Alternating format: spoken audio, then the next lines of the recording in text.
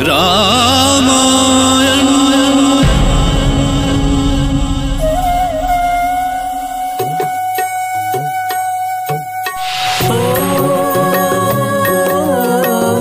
मंगल भवन अमंगल हारी, द्रवहु सुदशरथ अजर बिहारी। राम सिया राम जय जय राम। राम सिया राम जय जय राम। राम सिया राम जय जय राम। राम सिया राम जय जय राम। मैं काल लगातार 4 दिनों तक युद्ध करते हुए सौमित्र लक्ष्मण ने इंद्रजीत मेघनाद का वध कर दिया।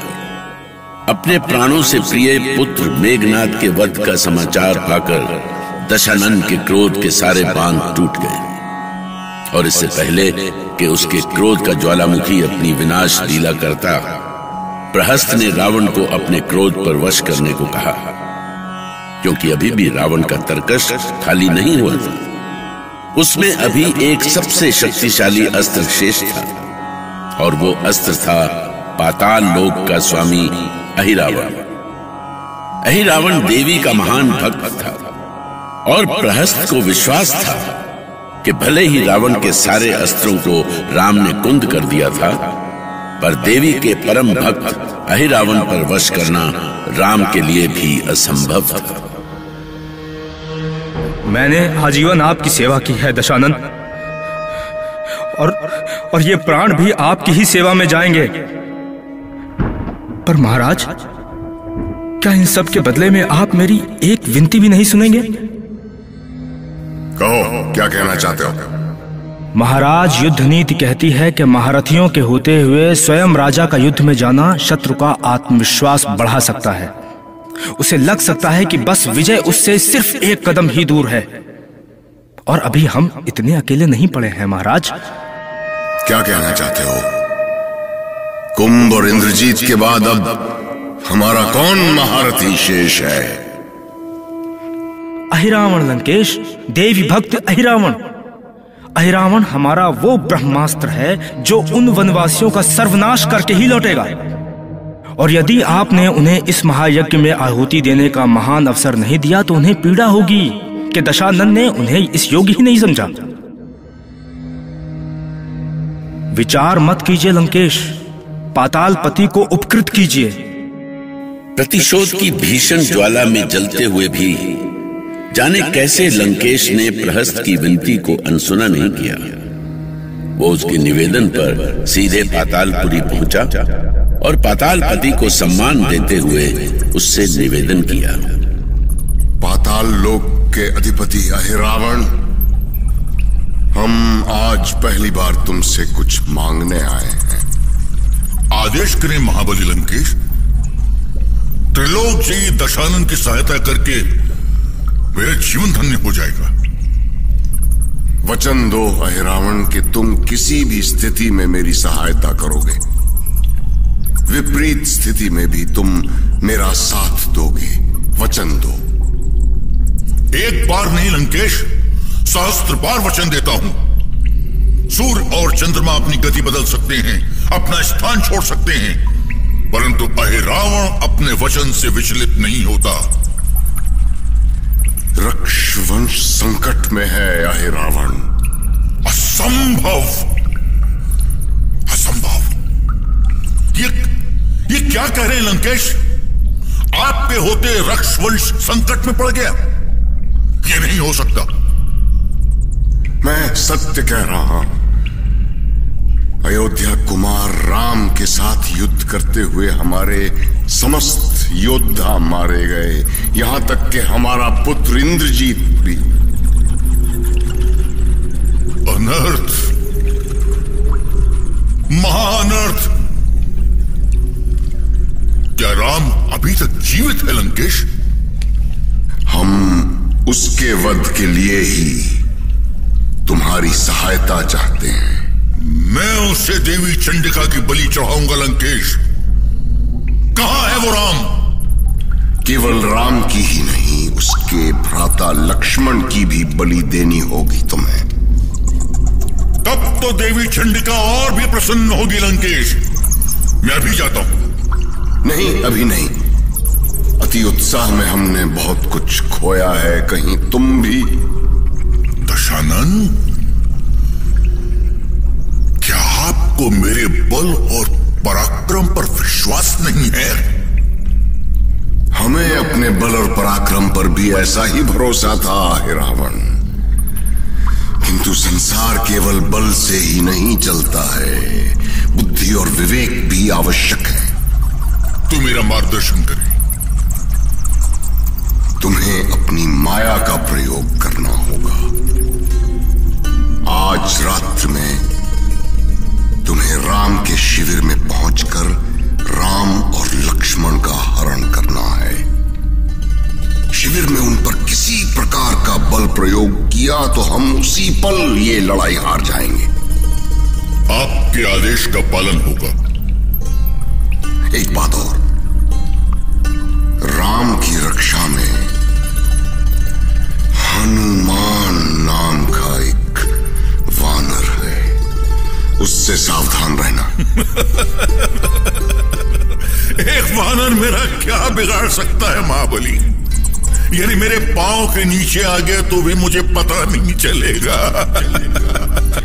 वो साधारण वानर नहीं है हे रावण, इसलिए किसी भ्रम में मत रहना। आज लंका की जो दशा हुई है उसका सबसे बड़ा कारण वो वानर ही है। आपने उस वानर के प्रति मेरी जिज्ञासा बढ़ा दी है लंकेश।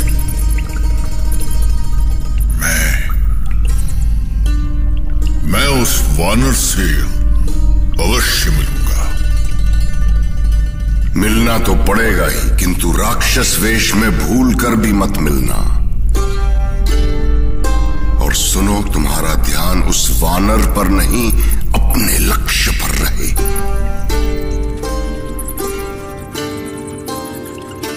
जाओ, शिविर तक पहुंचने में रात्रि हो जाएगी।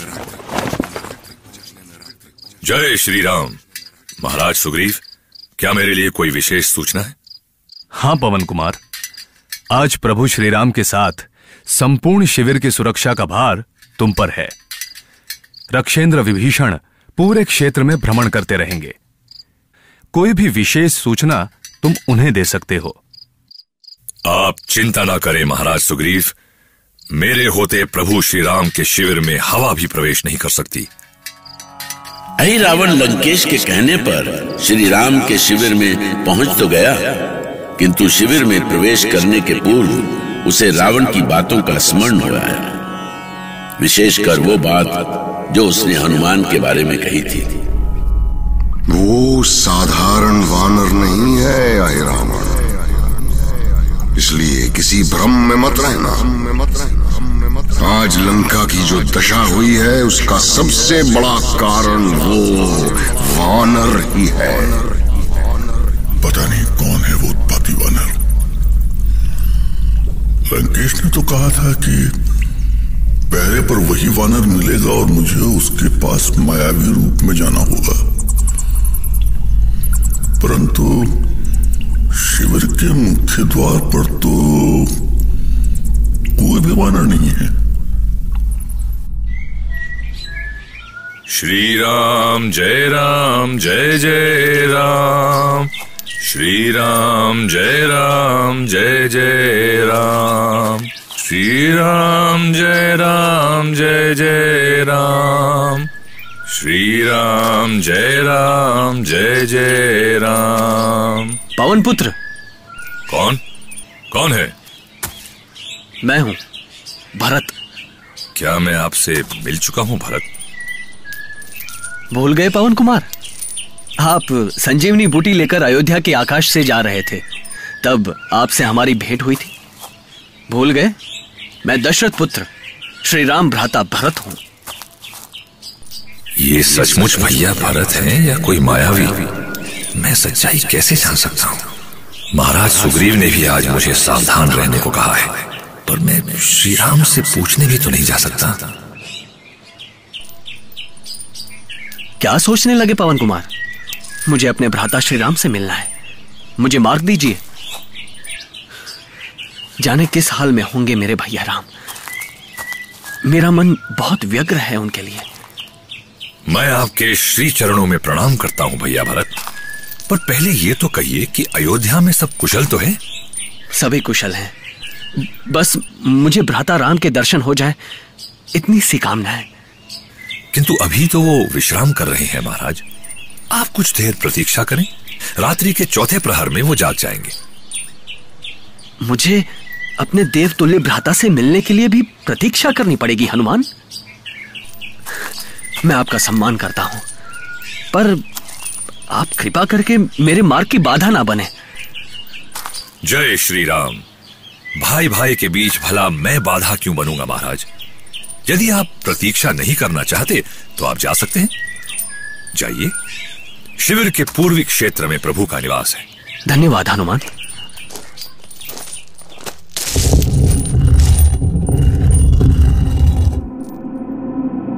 ये क्या? हनुमान ने उसे जाने दिया? इसे रोको हनुमान, अभी रोको। अरे ये मायावी है। अभी रोकता हूं रक्षेंद्र।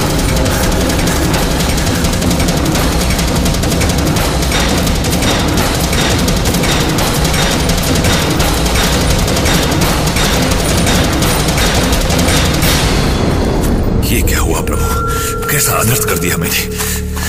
पर कहां चला गया वो मायावी?